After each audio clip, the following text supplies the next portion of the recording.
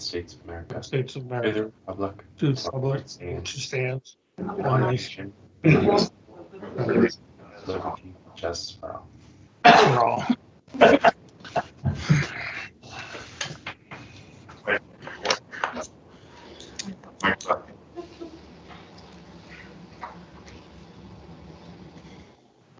Okay, can I please have a motion to approve the board minutes from the regular meeting held March 23rd, 2020?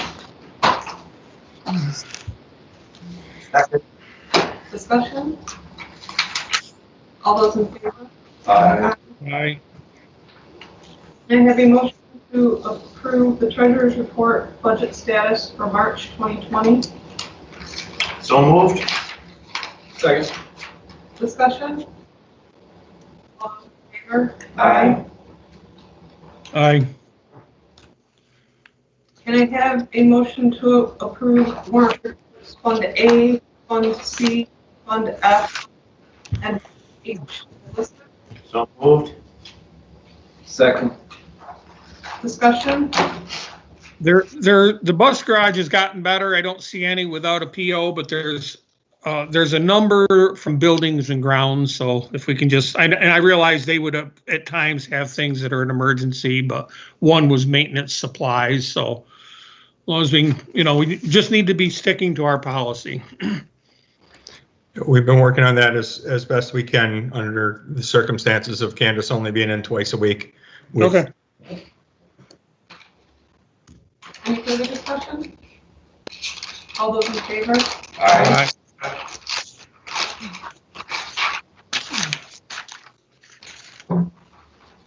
I have a motion to approve the investment of funds report for March 2020.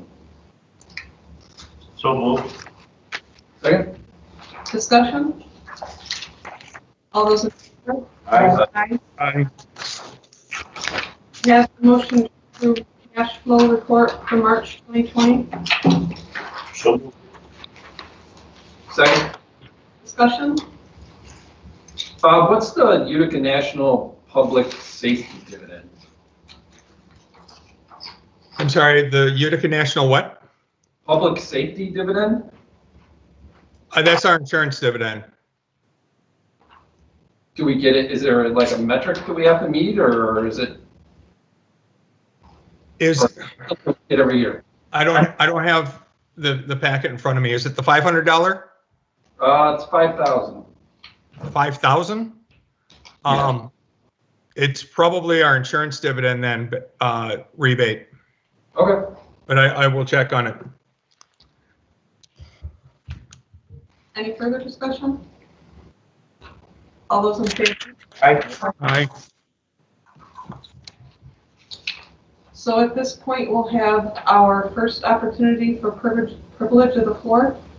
How's that work, Craig? For anybody interested in having taking advantage of privilege of the floor, we have a speakerphone set up.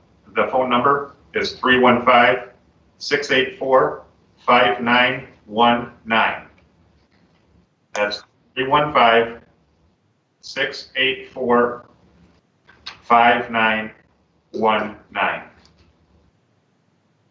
Is there anybody in attendance, Greg, in the library? Not in the library. Okay. Oh, if you're still listening, is there anybody in attendance on YouTube?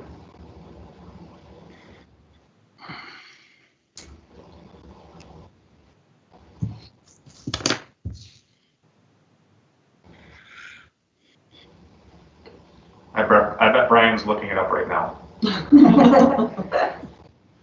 Yes, 1 minute.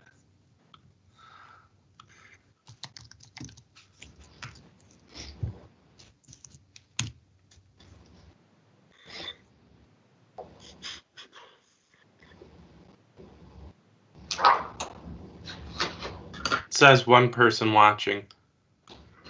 That's probably either Jody or Joe. I bet Brian's looking it up right now. Yes, 1 minute. Okay. Superintendent's review of the agenda. The agenda does have a couple of addendum items. And, you know, I have a feeling that in this environment we're going to be having these, it's a challenge to keep everything on the standard, the original agenda with everything going on. Roman numeral 13, under old business, we're going to add an A, rescinding of the appointment of the coaches and stipends for the 19th school year. Roman numeral 14, some new business, publication of the notice of annual school district vote. That'll be Roman numeral I, number 1 under Roman numeral 14. And that's a resolution that's been added.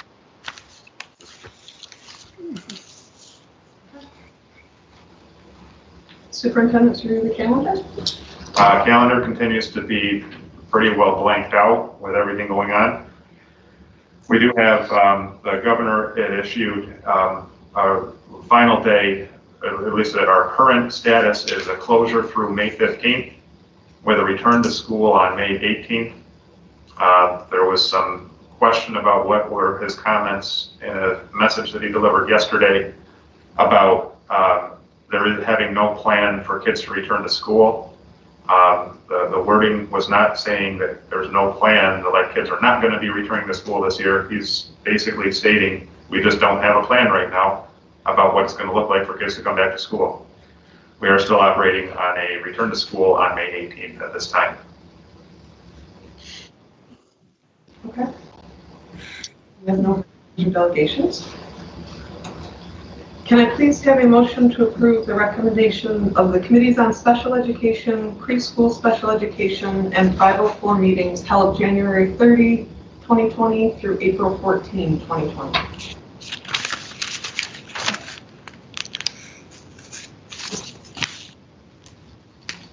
All those in favor? Aye. I blacked out for a minute. How I read your brief, Brian, and have you had to conduct any meetings during the shutdown, CSE? Yes, I've been conducting meetings online since Oh, okay. the 20th of March. Yeah. And relative ease with it, and not many people have had any issues with doing it virtually. Okay. Well, good. Thank you. Nikki, You're welcome. I was not able to hear first and second for that. I was first. Brian was second. Thank you. You're Want us to raise our hand? That would be wonderful. Okay, thanks. Thank you. I didn't hear it either. That's how I missed the discussion, Nikki. Sorry. I'll try to speak more slowly and more loudly. Yeah, I can't read your lips. So on to administrative reports. Bob? You're on Bob, mute. you're on mute. Yeah, I realized that as soon as I started talking. Thank you. I'm going to start with the 2019-2020 third quarter budget to actual analysis. That report is entitled 200421 Q3 B2A. If you're looking at it online. First, I want to apologize that my reports came out so late. My time between our meeting last week and this week has been almost entirely consumed with implementing the furlough shared work plan. But that's not necessarily an excuse. It's just, it's the way it is. And I'm sorry that it didn't get to you sooner.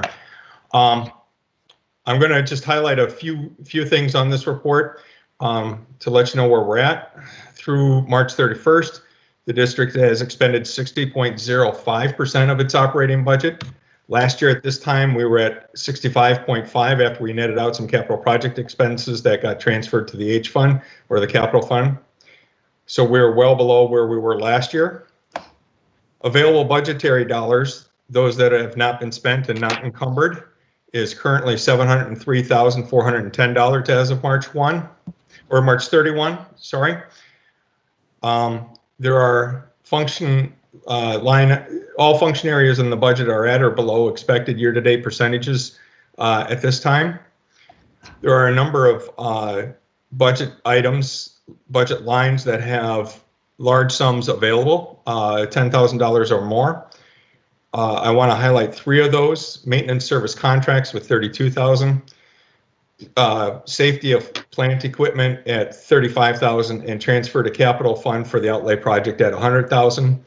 Those funds will be we are planning to expend this year. Most of the rest, unless we return to school, will probably not be used, or will be used minimally. So it's there's a lot there that will not be used. Of the outstanding $6.2 million in encumbrances, most are for personnel encumbrances, BOCES, as well as debt service costs. There are 4 larger ticket items for which we've encumbered the funds, but we're probably not going to use them. The first being the MAT contract for transportation services to MSC, because we're not getting billed after the school closure. Second is the Madison County Sheriff's Office contract for SPOs. I'm estimating about a quarter of that, about $10,000, will be unused. Athletics for contracted services and officials fees for spring, and then coaching stipends, that is part of the addendum on the agenda. In addition to those, the recently approved furlough shared work plan is projected to save about $55,000, and there's an additional $50,000 encumbered for earned time buyback for retirees, and at this time we do not know of any retirees. Altogether, I'm at the top of page 4. The 2019 budget is $17.35 million compared to last year's $16.52 million. While the budget amount is greater, year-to-date expenditures is nearly $500,000 below last year at this time, $10.42 million compared to $10.9 million. And on the top of page 4, you see the bar chart showing budgets and actuals. Revenues are at about 73% received so far. Last year we were at 78%. Total revenues are expected to be within the budget amount by 0.22%. We have revenues of $12.5 million received through March 31st. And then we have a number of items, approximately $4.6 million that we know that we're going to be receiving or expect to be receiving, $280,000 in uncollected taxes, which was paid by the county earlier this month. Spring aid payments from the state in April, May, and June of $2.8 million. BOCES aid, which will be paid to us from BOCES, payment in June, and then another one in September, but is booked to this year's revenue of almost $900,000. Excess cost aid payment in June, and then additional payments in August and September that are also booked to this year, $368,000. And then finally, the interfund transfer from debt service. That just those items brings the total to $17.124 million, and our revenue budget is $17.161. So without any additional revenues, such as the Utica dividend, we're going to be about $37,000 under budget, some of which I expect to close that gap to be closed. For fund balance, in order to project fund balance, we need to project year-end revenues and expenditures. I just gave you the revenue side. Expenditures are likely to be well below budget.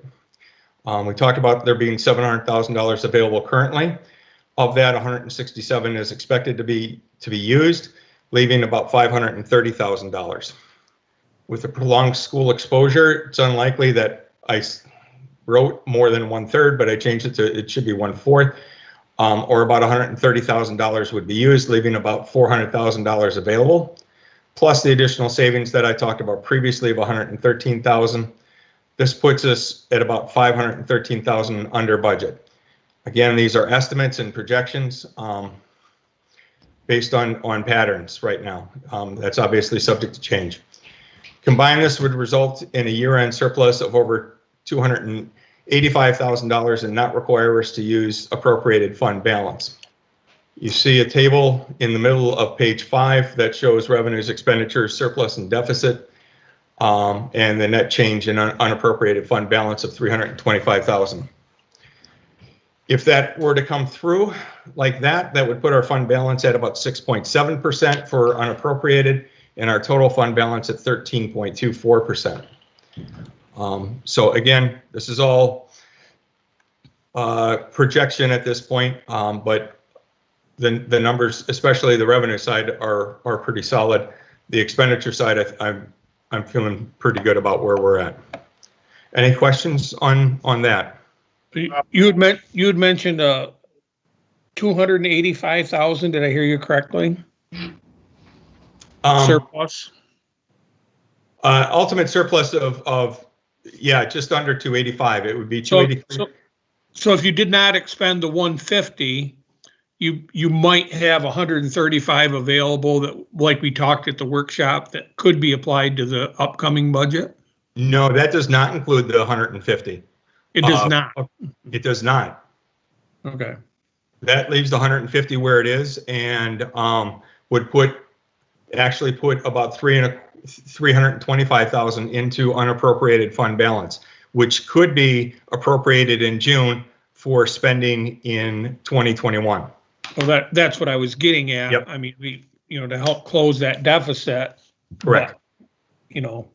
But I don't want to keep drawing down, using the 150 and keep drawing down that account too, But anything excess, I think it would be a good use for it this year. I agree. Which actually is a great segue, Murray. Thank you, into the 2021 budget update. And I was just following up on the questions that were asked last week. And let's start with that one, which is the second question: can 2019-20 revenues be applied to 2021? The budgetary surplus from 1920 will increase the fund balance in June 30. The board can move to the expected surplus into the appropriated fund balance for use in 2021 in June if we desire, which would mean that instead of 150 next year, we could have almost 500,000. This would keep it out of an unappropriated fund balance so it doesn't shoot past the 4% range. And no, that would not impact aid, because aid is allocated based on expenses, not where the revenue is coming from. The first question was, will piercing the cap have a negative impact on our tax cap calculation for the following year? And the answer to that is no. The amount of the tax cap pierce actually becomes part of the base of the subsequent year's calculation and is not backed out. In effect, it becomes a permanent increase. The third question, can we hold the capital exclusion increase until 21-22 and pierce the cap by more than 200,000 this year? So we were talking about a capital exclusion this year of this coming year of 150,000 and piercing the cap by 200,000. Could we use no capital exclusion and pierce the cap by 350? And the answer is yes. It would allow for if it was approved by the voters, for the tax cap, the tax levy to be increased, would leave the capital exclusion for the following year, and then which would then be a way to increase the tax cap further without piercing the cap and requiring a supermajority. And finally, the last question was, can TRS, ERS make mid-year adjustments to the district's contribution rates, effectively increasing our costs? Did a little bit of research. This has not been done by TRS or ERS in the past, to my knowledge, or those that I've talked to. It does not mean, no, that they could not do it in theory. Staff, I verified these answers with staff at State Aid Planning at Questar 3. They added, quote, to my knowledge, they have not done this in the past. The contribution for TRS is not actually official until they officially approve it in July. But to Mike's knowledge, they have never changed the number that they put out. Their methodologies for both ERS and TRS use multi-year averages to come up with a contribution rate. So a one-year hit to the stock market doesn't have that great of an impact, at least initially. Thank you. You're welcome. Just a couple of other quick highlights. Meal service update. Through Monday, through yesterday, food service staff have prepared 12,000 meals, of which about over 10,000, I'm estimating, have been delivered by the transportation team. Well done, everyone. Big kudos to those two teams of employees for the work that they're doing.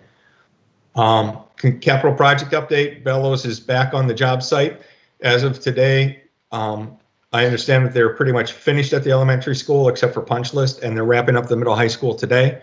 I think they were working on those marker boards, and they should be almost done. Knapp was on site to complete electrical work in both buildings as well this week. We have not heard back from Brandeis when they're going to come to do the finishing touches on mechanical work. In addition, Kelly Brothers, as our door hardware replacement supplier, is on site last week and this week working on the 2020 capital outlay project at the elementary school. Two final things for other. Just a quick update on the furlough SWP plan.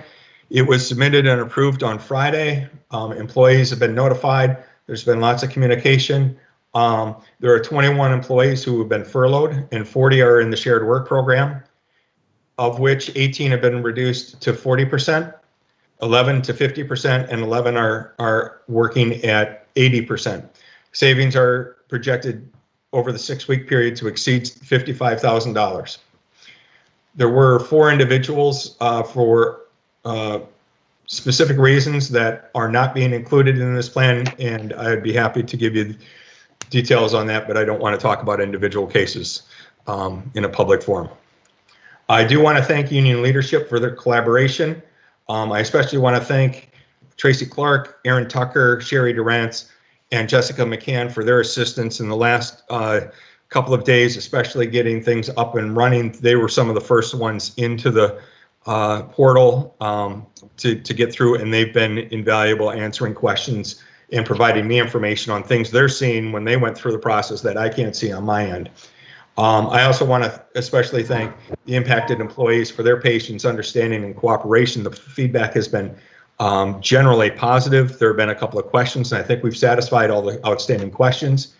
Some I spoke to directly wanted to thank the board in making sure that they were being taken care of, and we continue to have health insurance. So I want to pass that message along.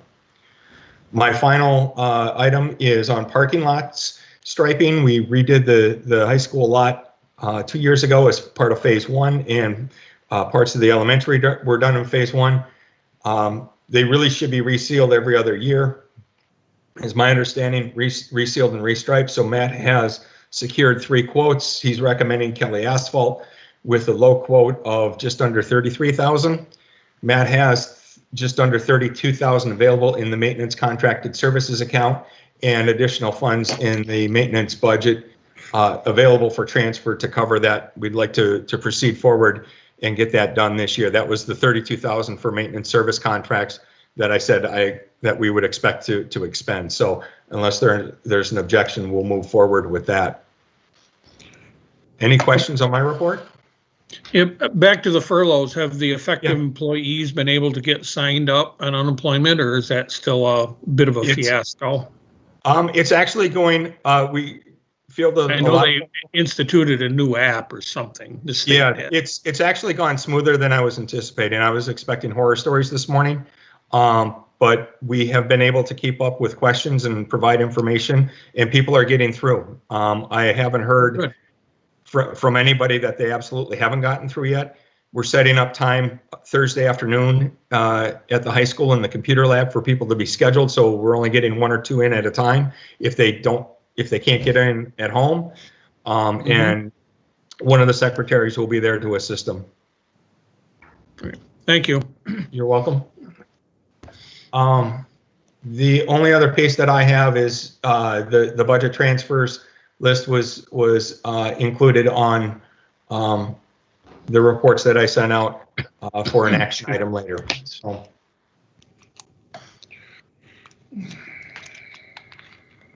The only question I have, personnel related, and it doesn't only apply to the hourly staff, the furloughed and work sharing staff, but it could possibly apply to the faculty as well, is what if somebody's health status changes or the health status of someone and their family changes, how are we, normally if a teacher had to be out, we'd call in a substitute.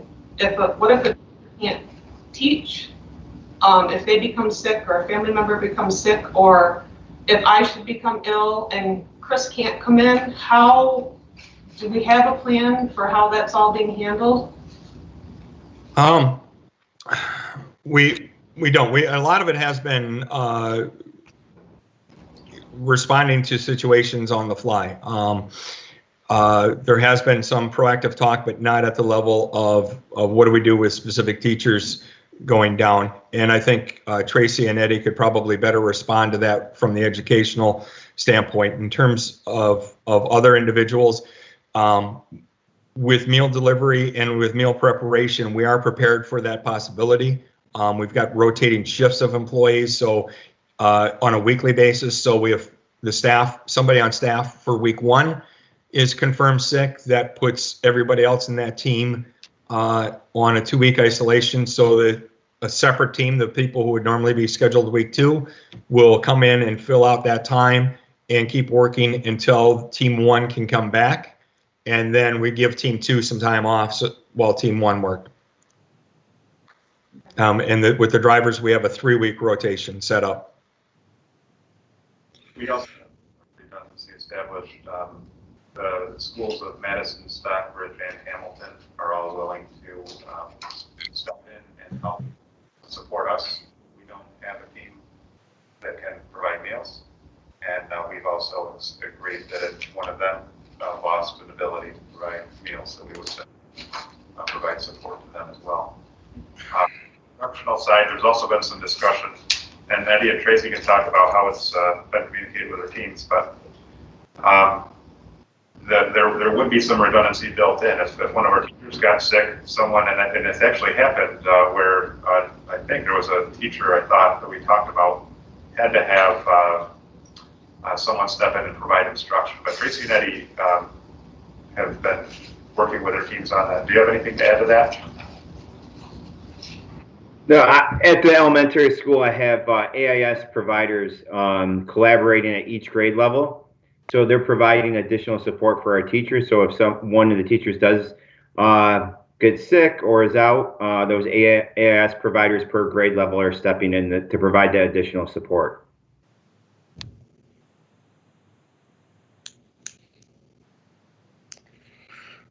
At the high school level, we did have a situation last week where a staff member's husband fell ill, and she had somebody else covering her classes for her. Interdepartmentally, that can always happen. And we do have also one TA that is able to support if needed. Thank you.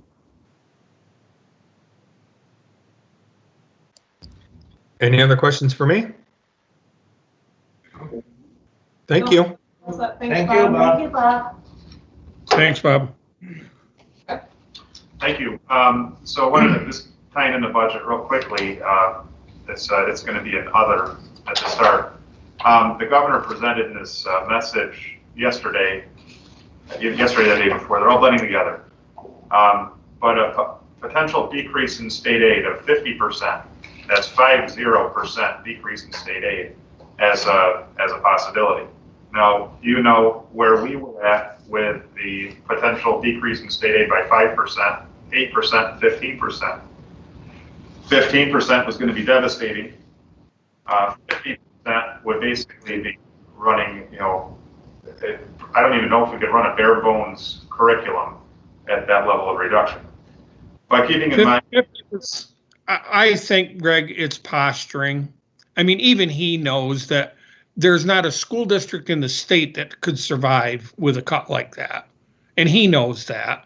I think he's posturing for, trying to get the federal to ante up with the states, rather than bailing out the big corps and the political super PACs. They need to start helping the states and the local governments, the schools, the towns, and the counties. I think the 50% number, I heard that too, but I mean, it's so unrealistic. I got to believe it's posturing. I agree 100% that's what it is, but that's also part of the reason going to be so hard to develop a budget. Trying to figure out what number do we use to plan around. So you know, we've had a great working relationship with MIFA, trying to figure out and plan around strategies to reduce expenses, find unique ways to build revenues. But even some of those most creative things, even trying to make up, say, a 15% gap, is going to be a challenge. Just to paint the picture, though, in that scenario of a governor decreasing state aid by 50%, we wanted to run the same kinds of programs that we currently have. It would require 139% increase in the levy. So just to plain with numbers, you know, that obviously we wouldn't be looking at that, but the amount of variance is incredible. Just wanted to put that out there as recent news from this presentation. Continuity of learning plan.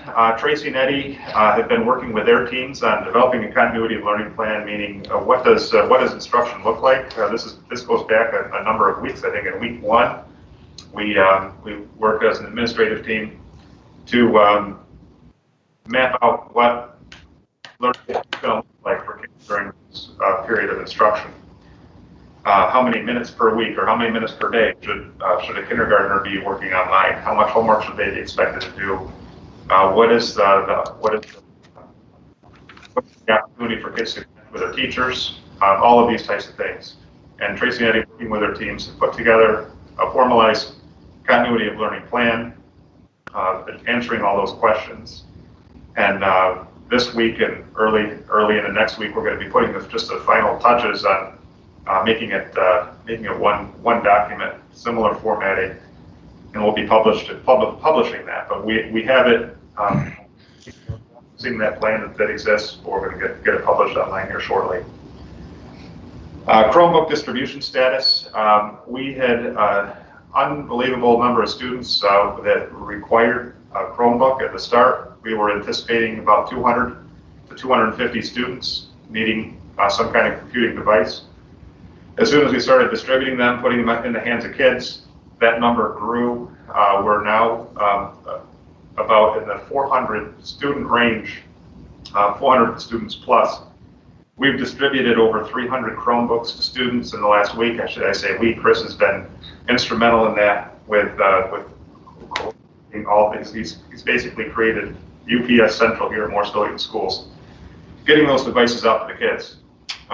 A kid will say that they need a device, they'll submit the paperwork, and typically within 24 hours they've got a device in their hands ready to use. This week, late last week and then early this week, we were able to distribute about 25 hotspots, so students without connectivity had it. We had a major distribution of those today, and almost all of our students should be connected to the internet at this point. There's 4 students that still are in need of internet, but they need to turn in the form that says that they want they'll take our equipment. We were starting to identify a concern with the number of devices, the demand for Chromebooks. I reached out to Chenango, and Chenango has delivered. They already delivered 200 devices for us to get to our kids. They gave us another 100 devices that were dropped off today. So we have great neighbors and great friends, and without the support of others, our kids, we would be, our remote learning would look a lot different than it does. Smart School laptop delivery. When this whole thing started, we were approved for a Smart Schools bond late February, early March. It was somewhere in that time frame. And almost immediately we put in our order for all of our iPads and laptops. At that time, the iPads were supposed to be delivered early April, and there was not a date given for the laptops, but they said that the laptops would be delivered in April.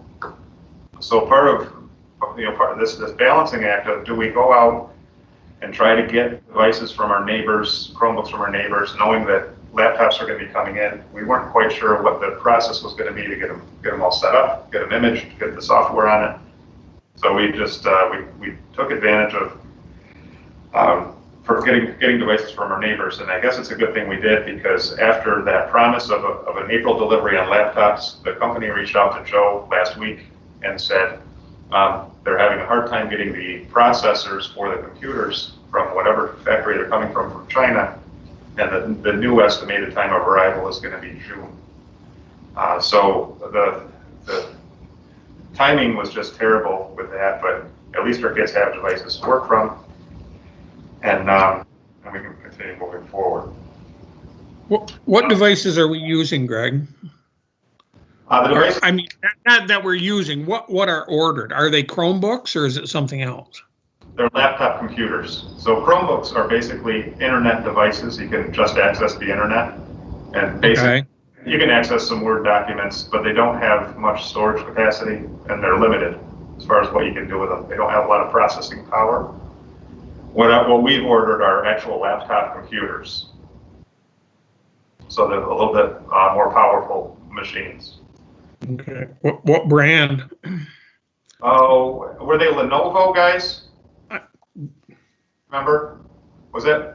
I know we were talking about Lenovo's, but I don't know if that's when we were talking about Chromebooks. Bob, you're muted. I believe so, yes. Yeah, I believe that Lenovo's.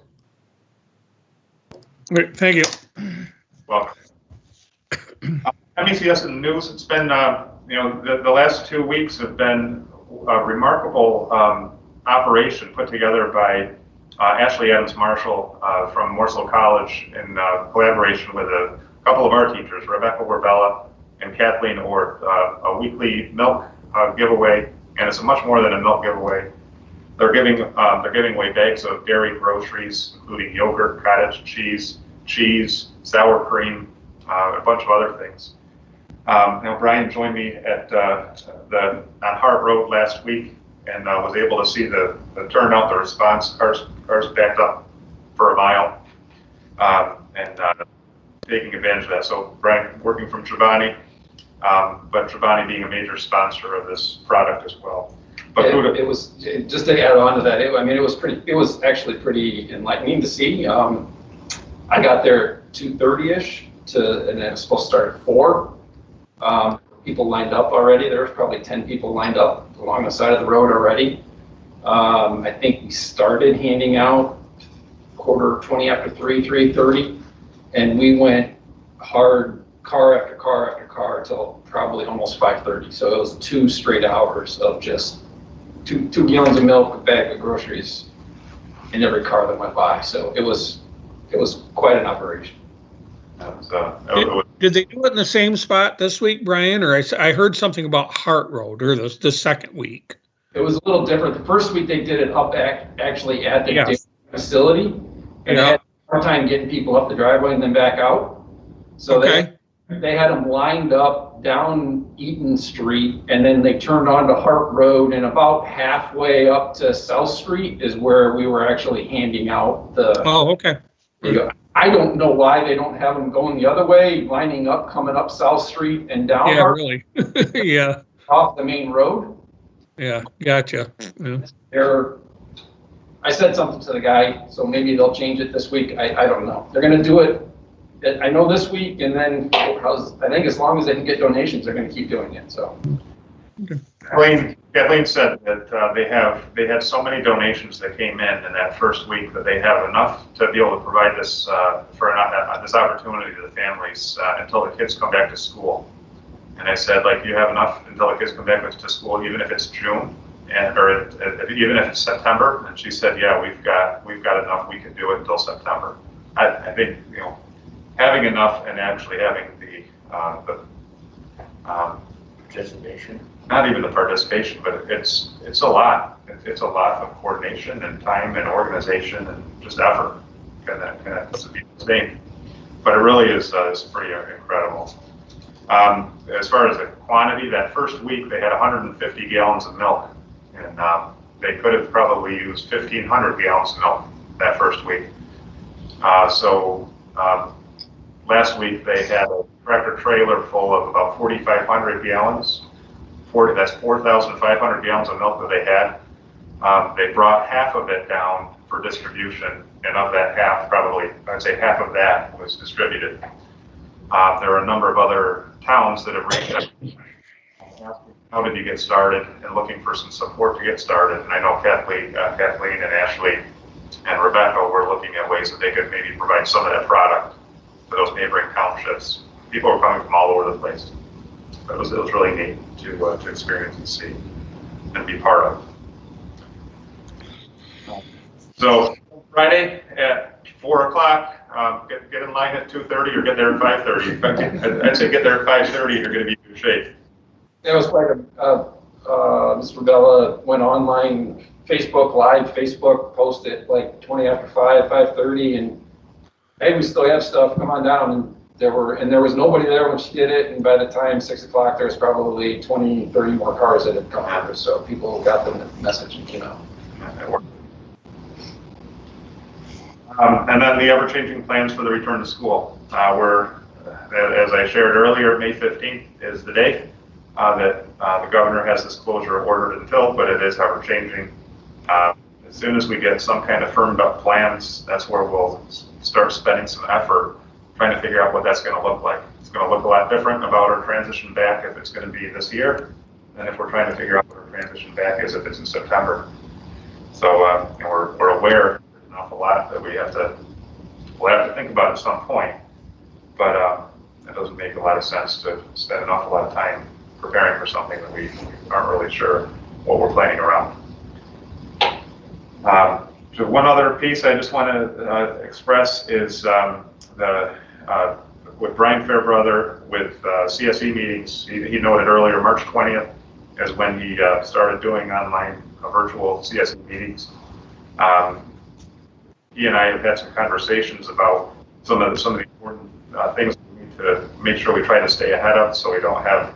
There's always the potential of having a due process complaint regarding the administration of an IEP and these conditions. So they're legal documents. Federal government is supposed to be working on some kind of plan so that we can not have to worry too much about those things. But I have asked Brian, and I know Brian's been working on it, trying to make the IEPs be reflective of the conditions that we're working under, so that even if the federal government doesn't step up, we're in a pretty good position in response, and the kids are taken care of the way that they need to be.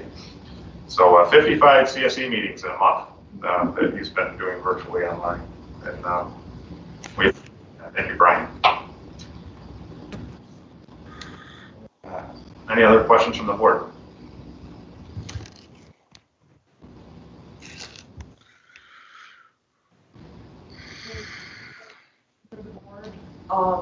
I guess I just had one quick question.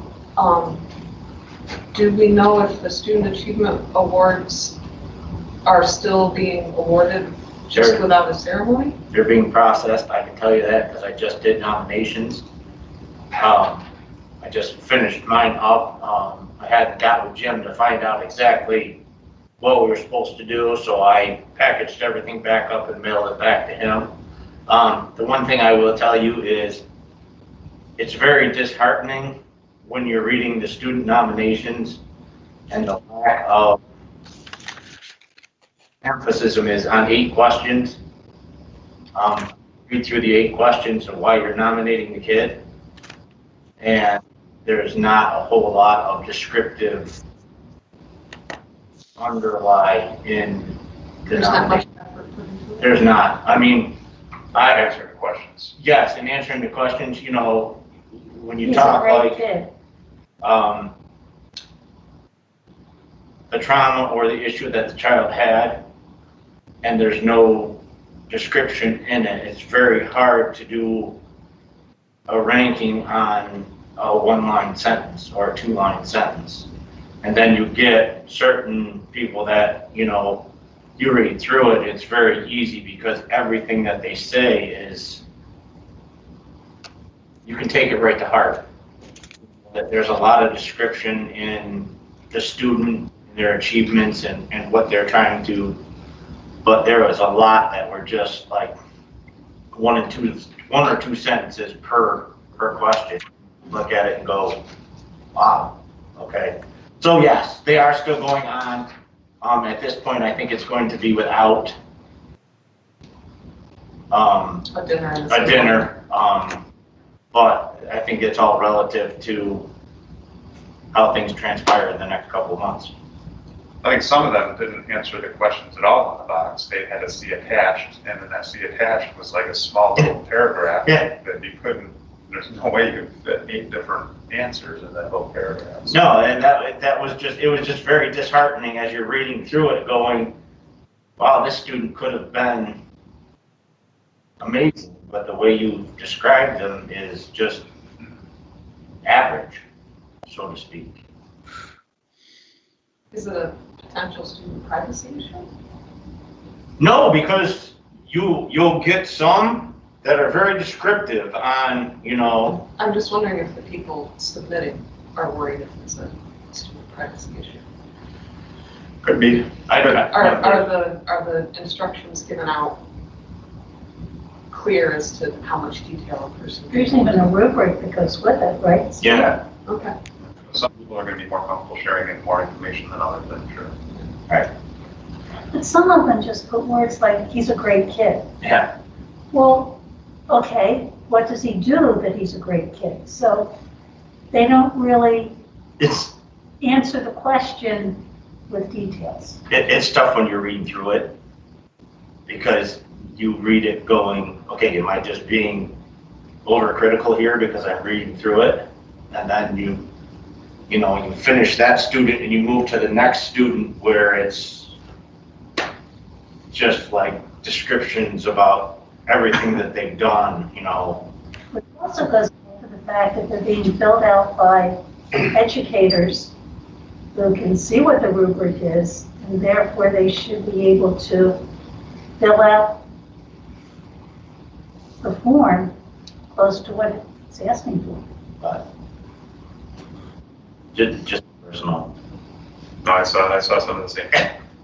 I know it. Stephen hasn't changed. No, it was the same last year. And So that was the only thing I 10 had, years was ago. just a question. Does Okay. anybody have anything else? Nope. Nope. Okay. On to financial items.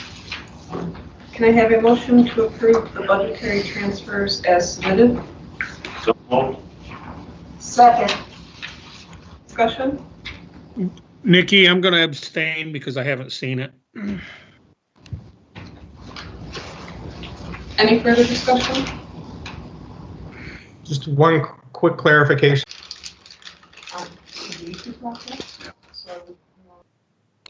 Jody passed me just. so did you have to put an extension on the table for the Legos? Not yet, but we're getting close. You are. Oh. Like, whatever, right? Okay, all right. Sure. They have 23 sets right now, and the wife's got like. Okay, we're good to start. Okay, thank you. Mhm. Was there anything on, pretty quick, or do we need to go back and hit anything? Tracy just texted me and said it looks like they're back, so I think we're good. You want me to ask her? No, well, I guess they'd be able to go back through and watch the recorded version anyway. Yep. Joe, can you just confirm that he, oh, Joe's not on here. I have it recorded, so you're fine. Okay, very good. Yeah. I just wanted you to pause because I didn't want to go into the union memorandum of agreements with it without Tracy being able to see. Okay, thanks, Jody. Okay, can I please have a motion to approve the memorandum of agreement between Morrisville-Eaton Central School District and the Morrisville-Eaton Educational Support Personnel Organization relating to the work year and 261 versus 260 days? So moved. Second, Discussion? I assume this revolves around leap year. Yes and no. This year we had 262 work days, but the contract says 260 or 261 on a leap year. Next year's not a leap year, but there are still 261 work days. It's just the way the calendar falls. Okay, So this language ideally would simply replace the language in the contract on the next bargaining. That's the way it was crafted. okay. So it's not reflective of this school year, it's the next school year.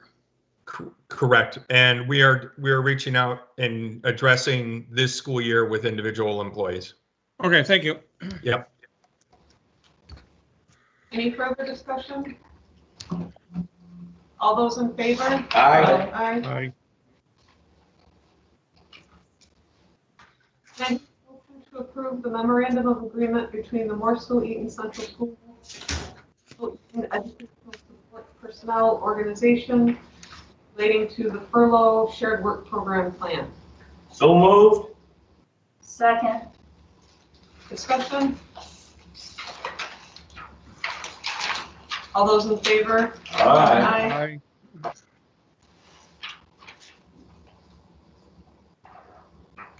Can I have a motion to approve the cooperative bidding resolution as provided? So moved. Second. Discussion? All those in favor? Aye. Aye. Aye. Can I have a motion to approve the MECS 2020-2021 holiday schedule? So moved. I'll second. Discussion? All those in favor? Aye. Can I have a motion to approve the MECS 2020-2021 pay schedule? So moved. Second. Discussion? All those in favor? Aye. Aye. Can I have a motion to approve the 2020-2021 tentative administrative budget for the Madison United Board of Cooperative Educational Services in the amount of $5,289,355? Second. Discussion? All those in favor? Aye. Aye.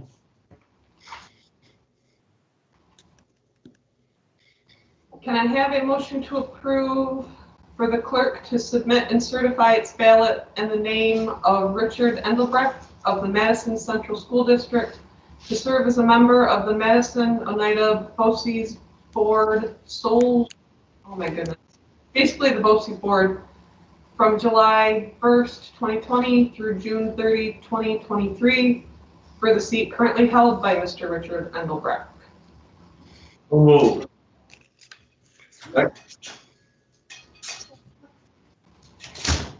Favor? Aye. Aye. Motion to approve the clerk to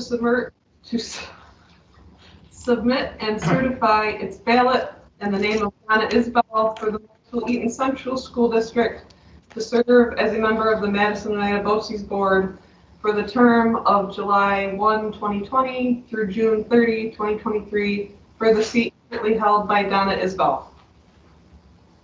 So moved. Second. Discussion? All those in favor? Aye. To approve the clerk to submit and certify its ballot in the name of Patrick Barron of VBS to serve as a member of the Madison Oneida BOCES Board for the term of July 1, 2020 through June 30, 2023 for the seat currently held by Patrick Barron. So moved. Second. Discussion? All those in favor? Aye. Aye. Okay, we are now moving on to the addendum. Can I have a motion to adopt the authorization for publication of the notice of annual school district vote COVID-19 resolution as outlined below. So moved. Second. Discussion? All those in favor? Aye. Aye. Aye.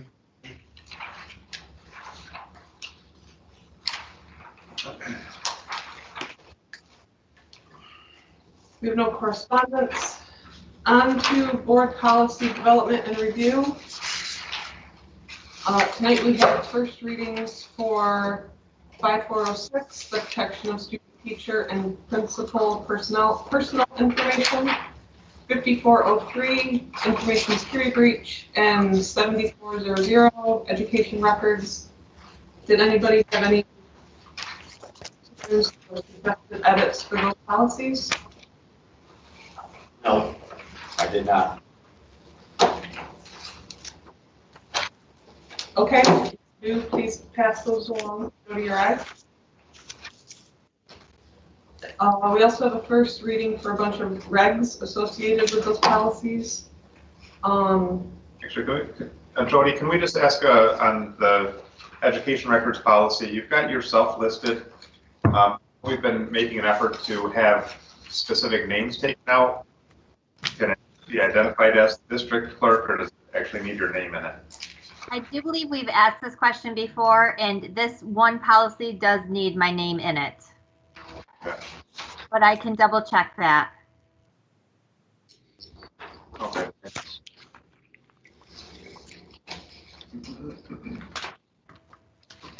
So on to the regs, we have 5403.1, the New York Security Breach Reporting Form, 7401, the application to medical records, 7402, student privacy record of 74003, request for correct FERPA records, request to correct FERPA records, and 74004, student privacy FERPA notice. These are just regs, so they will not eventually be approved by us, but if anybody has any concerns, say so now or pass that information along to, yeah. Whatever, hold my beats.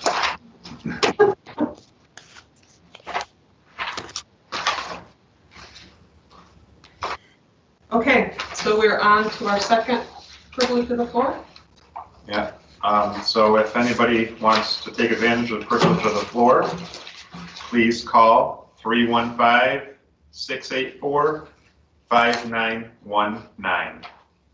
Again, 315-684-5919.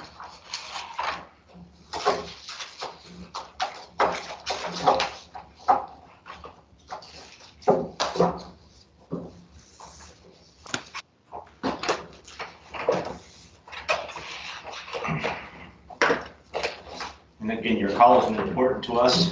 Operators are staying on the line. Tracy Clark did just text me and tell me she's fine. She does not have anything for privilege of the floor. Okay, very good. Tell her we said thank you. Is there only one person watching? I don't know. Currently 3, but I'm probably one of them. Tracy's the other, so I'm not sure who the third is. Probably me. It's on my phone. So did you have? Well, you want me to call the number, Greg, see if it works? I'm calling it right now. I'm just testing it out. There it is. Just wanted to make sure it worked. I was just make sure it was good. We are on. It's Jody said about a 1-minute delay, so we just want to give an opportunity for people to call in if they need.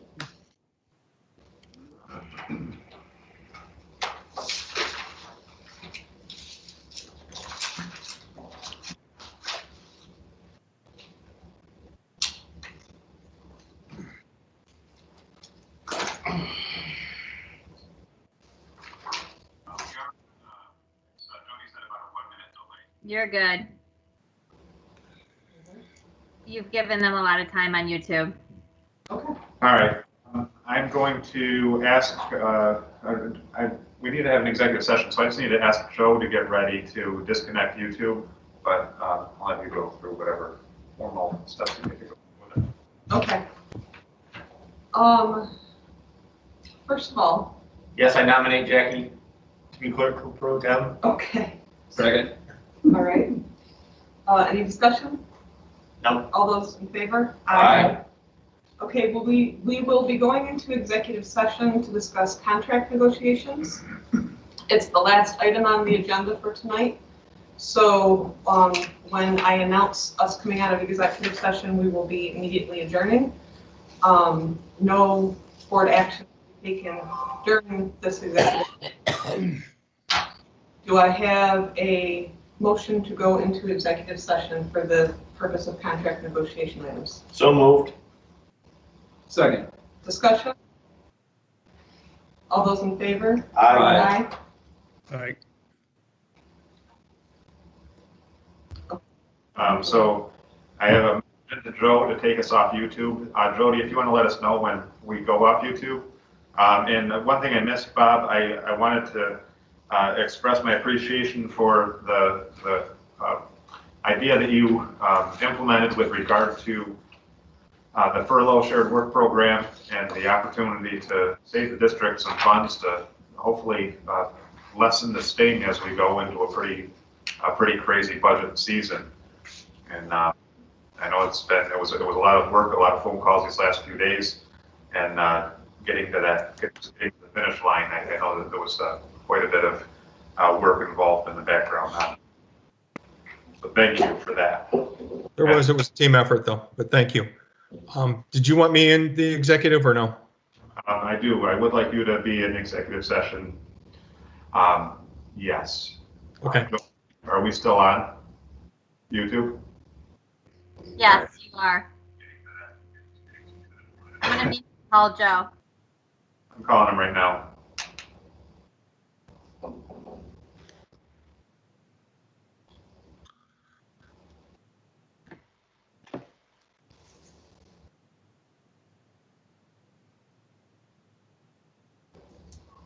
Hi, Joe. Well, we're going into executive session. Okay. All right. All right, perfect. Thanks, Joe. Bye. Switching it over right now. It'll end up just being a Warrior logo, Jody. So when you see it, let us know. And thank you to the rest of the admin team. Yes, thank you. Thank you. Have a great night, everybody. You too.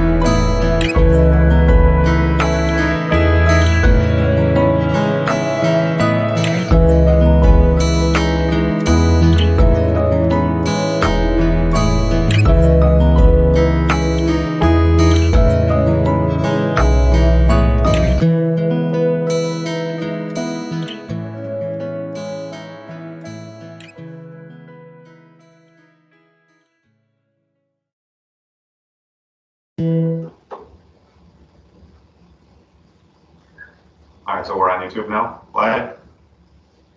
All right, great, thanks, Joe. Should we be recording also? Bye. It doesn't need to be recorded. Jody just needs the recording so that when she transcribes it, she has something to go back to. There's not going to really be anything. She can look on YouTube video again. Okay.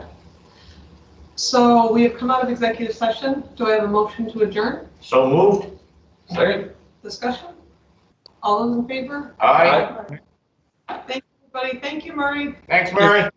I click on the red phone, right? Yes. How do I turn my light on? Thank you. Great. Thanks, Murray, bye. Right. Is YouTube still on?